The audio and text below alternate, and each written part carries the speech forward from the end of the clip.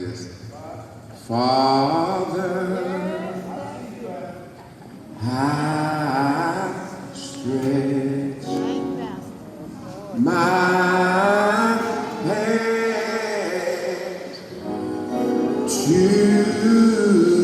to thee. No other help I know. If thou withdraw thyself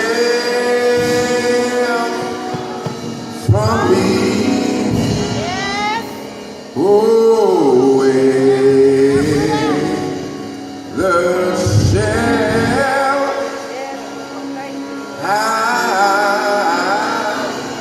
I go. Anybody know that song? Sing that song because back in the old church, it was a cry for help. Because in the old church, when we sung that song, the atmosphere would change. Because somebody needed help from God. And must I suggest this morning, I believe there's many in here today this morning that has been crying out to God. And say, God, I need your help.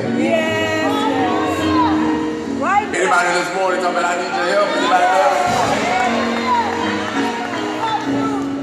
And so there's a cry for help. And I want to talk about that cry because as long as you live, you will live in a world that's filled with trouble and crisis. And that song, let me share with you, that song has some meat in it, amen. I like Kirk Franklin and I listen to his praise song, but every now and then I need a song that got some meat on it. Because sometimes I need help from the Lord, amen. So when I looked at that, I want to talk about a cry for help because I want to also remind us that be careful how you treat folk because you never know who God will send your way to help you. Because all of us will have seasons where we need some help. And if you have some friends and family members that will be there with you in your crisis time, let me tell you, you are blessed. I'm not talking about a whole lot of folk. I'm just talking about if you got 2 or 3 that will be there with you, you are so blessed. But I want to remind us that with all that there are some problems and crises that even our friends can't help us out of. But today I want to tell you that there is a God that can come to your rescue if you cry out to him. That when life gets rough and overwhelming, the God we serve will hear our cry, no matter what you're going through. Yes, thank you, Lord. God can hear your cry. And when I look at biblical history, I thought about Hannah, who her womb was shut up and couldn't have any children, and her adversary, Peninnah, would tease her, talking about, nah, you can't have no children, and then in the up-to-date version of it, she would even tease her, talking about, I got your man, amen. Somebody read it, it's in 1 Samuel. But she goes to God and cries out, say, God, I need your help. And God heard her cry. When I thought about Hezekiah's life was going to be cut short, and Hezekiah goes to the wall and talks to God, and God heard Hezekiah's cry, and he gave Hezekiah 15 more years, because God will hear his children's cry. If you belong to God, God will hear you. Then I thought about Peter, who was on the water, and he was sinking, and as he sunk, because of his lack of faith, then all of a sudden he cries out, Lord, save me. And God was right there and heard his cry. And so we serve a God that when life gets tough, we can call on him and he will hear our cry. Can I tell you, I can tell you for sure, for true, that he'll hear our cry because we wouldn't be here right now. That if God hadn't heard our cry. Amen. Because how many times you called on God before and the Lord came through? Amen.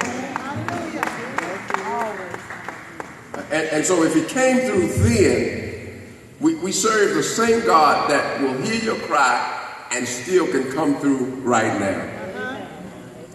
So I want to talk about this text. Man, this text blessed me. This psalm is written by David. David is favored. Watch this. He's favored by God. And yet, when I looked at his favor on his life, I'm confused. Because how can you have favor and still have trials? All right. Let me say that again. How can he be favored? Because we all talk about we favored by God. How can you be favored and still have trials? Sounds like an oxymoron or juxtaposition. That there's a contrast between favor and trouble. David is favored by God, and yet he has trouble 73 times because 73 different times he writes the Psalms.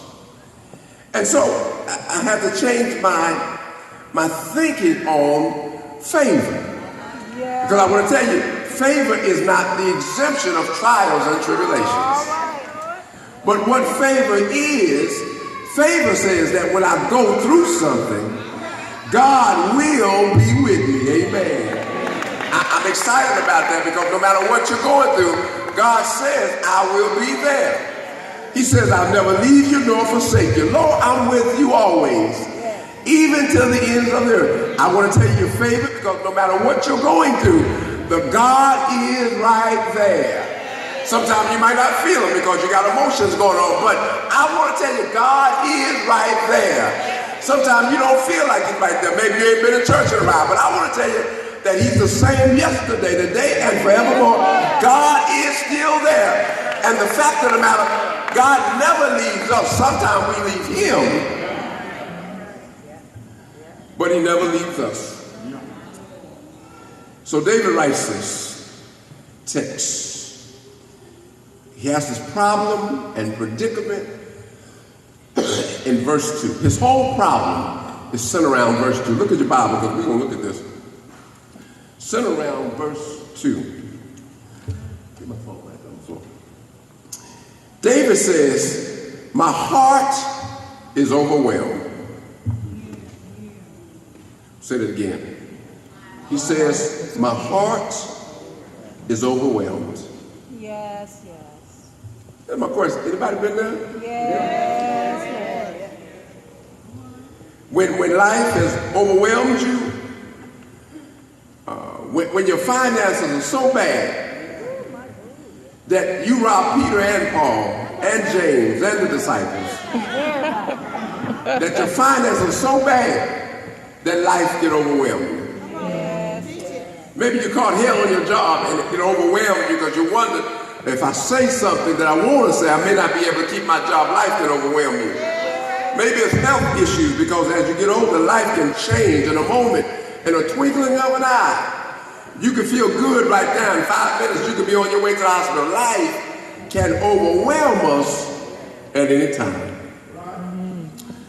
And in this text, David was overwhelmed. Don't know if it's one problem or a whole lot of problems. But he gives us a prescription when we look at this text, how to deal with life when we're overwhelmed. So I want to walk you through this real quick because he gives us 4 things that he pursues. I usually have 3, but I looked at this text. It's so profound that he gives us 4 things that he pursues while he's overwhelmed. I want to help you real quick. If you ever become overwhelmed, there's about 4 things you need to do while you're struggling, while you're going through, while your kids are acting a fool, while the marriage is unstable, while your health is fleeting or failing. he reminds us that there are 4 things in this text that you ought to do and ought to pursue. First thing he tells me, the first thing you ought to pursue is in verse 1. You see it? It's prayer. He says that when I'm overwhelmed, the first thing I must do is get in touch with the Master. Isn't it amazing that we try to get in touch with everybody else, and everybody else don't have no power? He says the first thing I want to cry out to God, and the first thing I want to let us know is that the first thing we ought to do is pursue an avenue of prayer. As believers, if there's anything we ought to know how to do is pray. Pastor, how do I know how to pray? I'm gonna tell you right quick. The greatest teacher of prayer is trials. Let me say this again. You might not know how to pray now, and when I was younger, I prayed different at 18 than I did at 57. Amen. Because when you're younger, you pray some elementary prayers depending on what your situation is. But soon as you get a job, soon as you have some children, soon as you got bills to pay, your prayer life will change.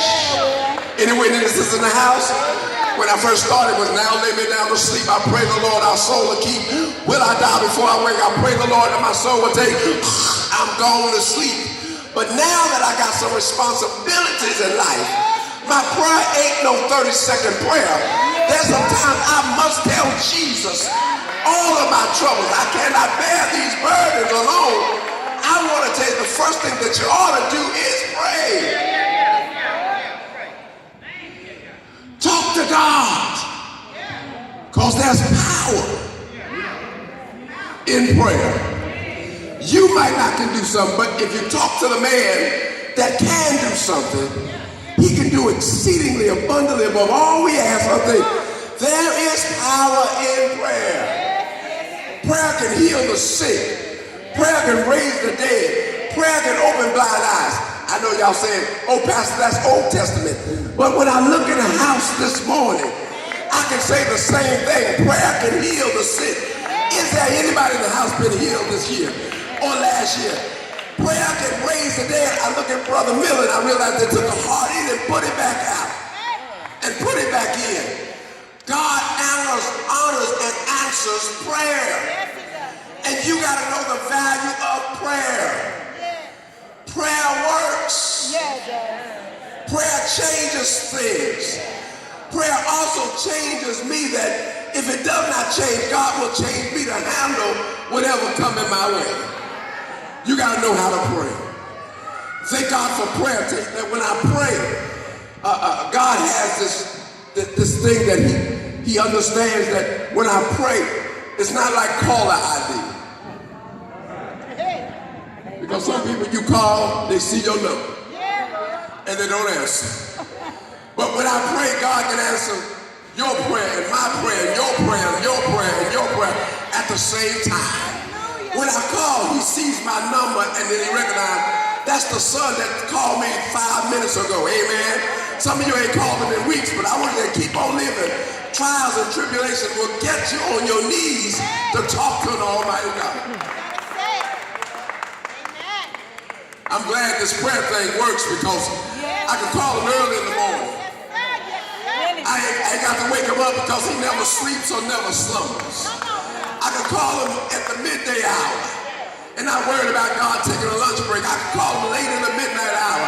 Anybody glad you can talk to God any time of the day and he will hear your cry? Yes. He tells me you got to pursue prayer. And the older I get, the more I pray.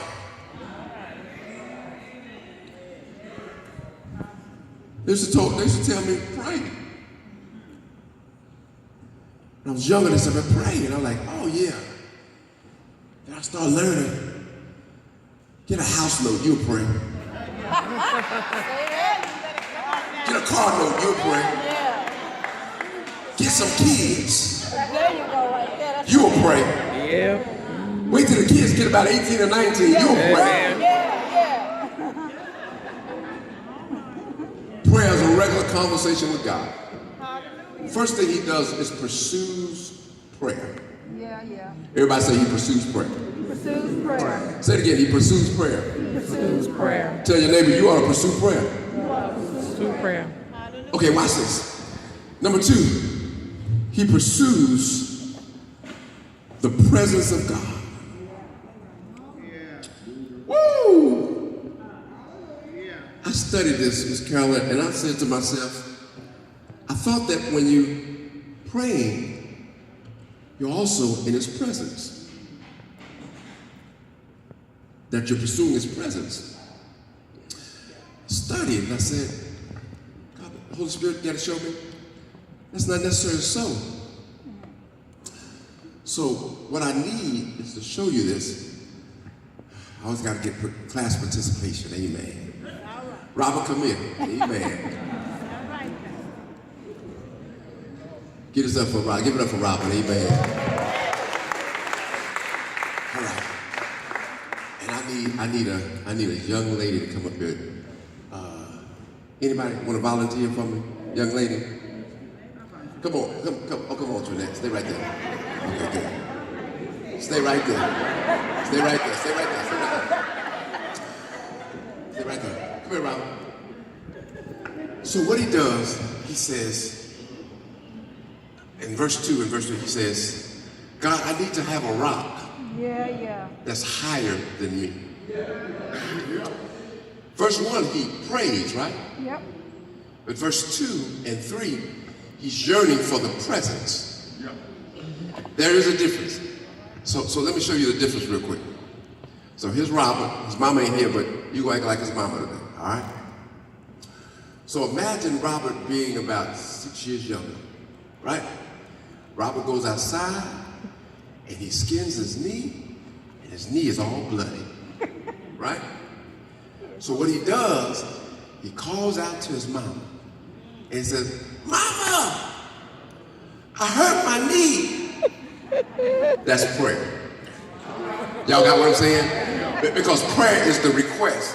Mama, my knee hurt. Mm-hmm. That's what he would do, right? Yeah.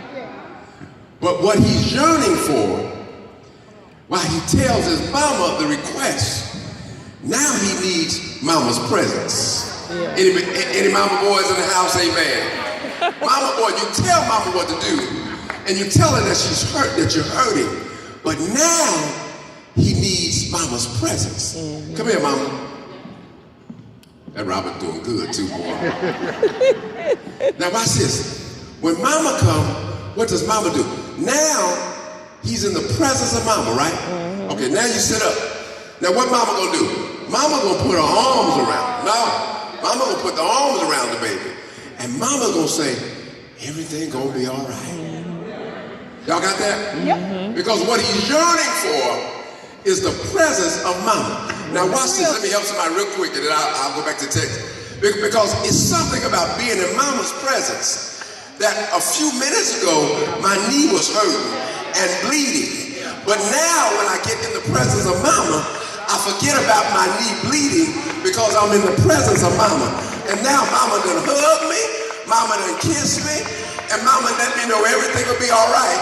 And that's how God is. When I get in the presence of God, God is bigger than my problems. And then all of a sudden when I start worshiping with God, I start worrying about my knee because I'm in the presence of God, because I recognize God is bigger than my problems. I wish I had somebody to have right there. Y'all get what I'm saying? He's yearning, David's yearning for the presence of God. Mm-hmm. Thank you. Because there's a difference. The prayer says, I can tell God what I want, but the presence says, I need him. And have you ever been wounded by life? And all of a sudden, this just me. Have you ever been hurt or troubled by life? And you get in your car and you're crying. But then you start having church all by yourself.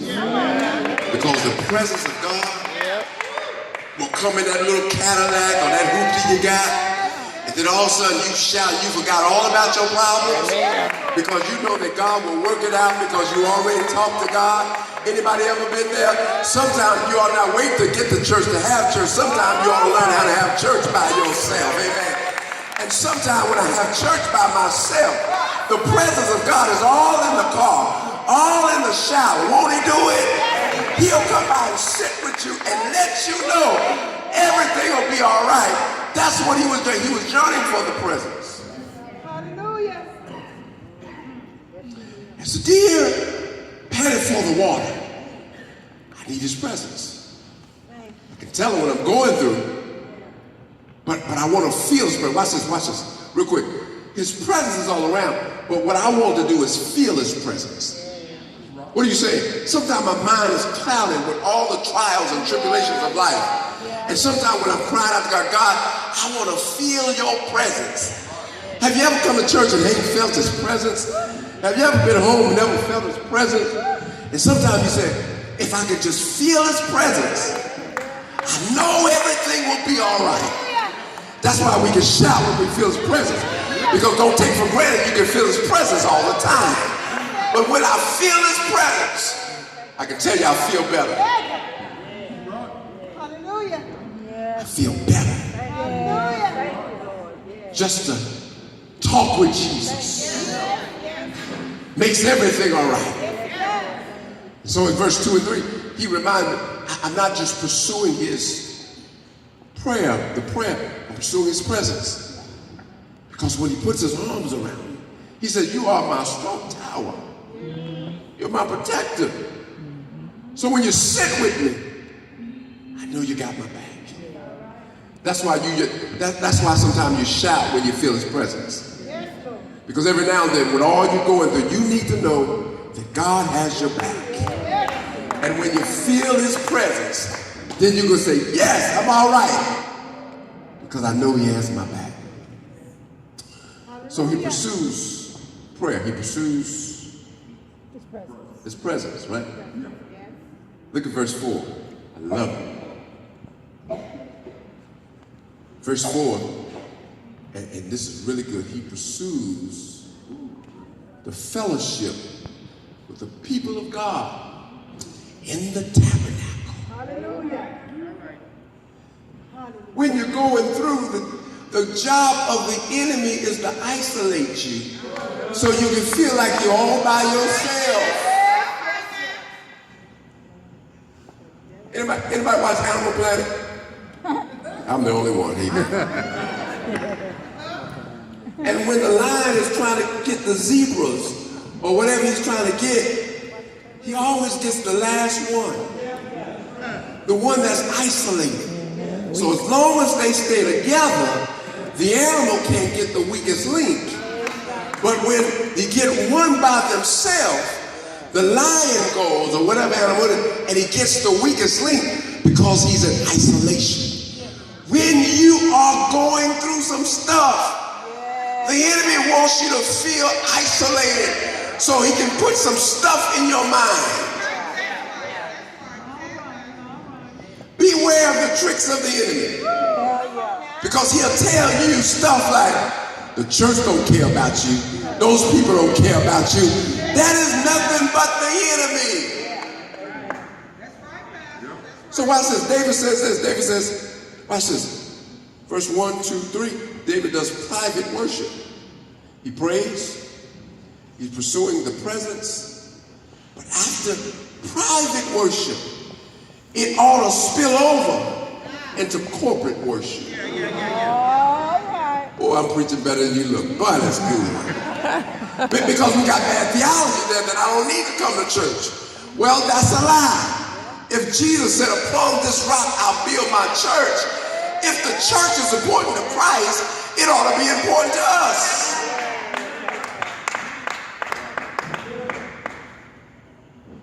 And so he says, verse 4, he says, I want to go to the tabernacle. I want to go where other believers are. I'm struggling, but I want to go where other believers are. Why? Because when I'm struggling, there may be a song that the choir might sing to encourage me. There may be a smile from the usher board that will encourage me or the greeters, there may be somebody in church that may be going through the same thing. And then if I hear the testimony of other believers, then I realize if God did it for them, he can do the same thing for me.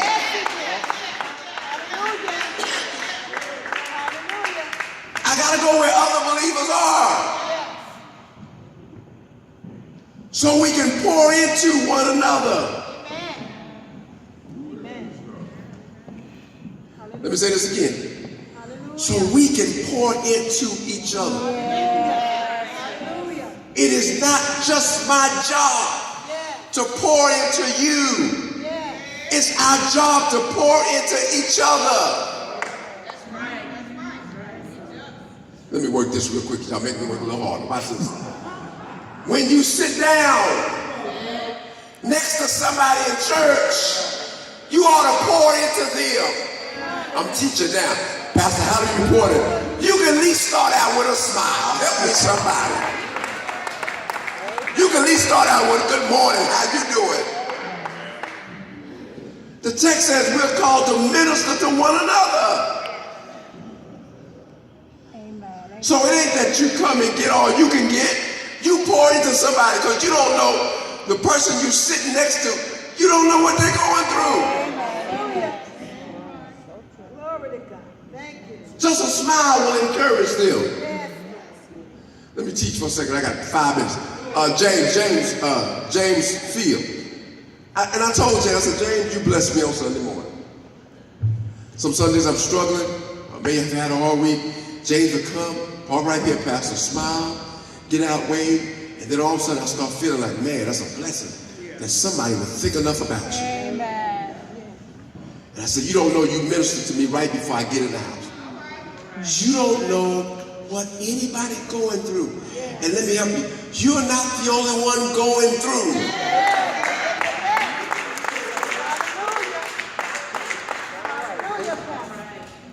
And so we're called to minister to one another. Conversation, a smile. So David goes into the tabernacle because, number one, we're called to minister to one another. Don't ever come to church thinking, I'm going to see what I'm going to get. Come to church, see what I can give. Amen. Amen. What can I give to somebody else? How can I help somebody? Because that's ministry.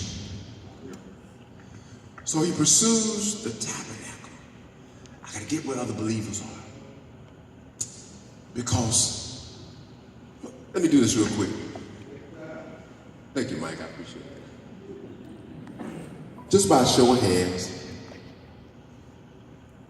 Show of hands. Just show of hands. I ain't going to ask you this. How many of y'all have had a rough week this week? Just by show of hands. If you had a good week, that's good. That's a whole lot of folk. Now watch this. Everybody raise their hand. Do you know that you're sitting next to them? And you don't know the person that you're sitting next to, you don't know what they've gone through. So what happens is, you come in sad, the next person come in sad. Well, let me help this real quick. The whole row is sad. Then y'all sing and you wonder why the whole row is sad. Amen. Or while we preaching, the whole row is sad. Wait a minute, what's going on here? Because sometimes there's a heaviness in the house because a lot of people have gone through something. But it only takes a smile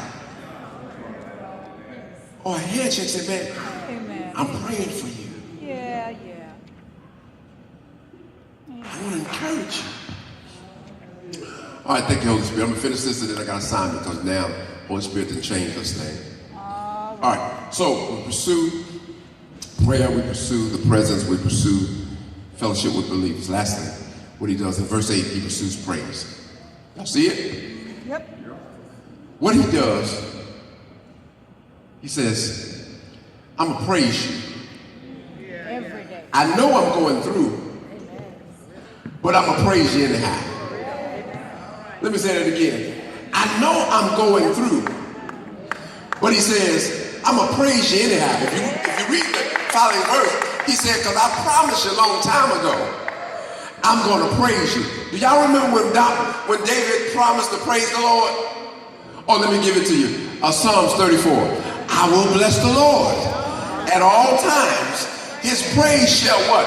Continually be in my mouth. Now he got a problem, and yet David had to remind himself, God, I promised you that no matter what goes on, I'm going to praise you.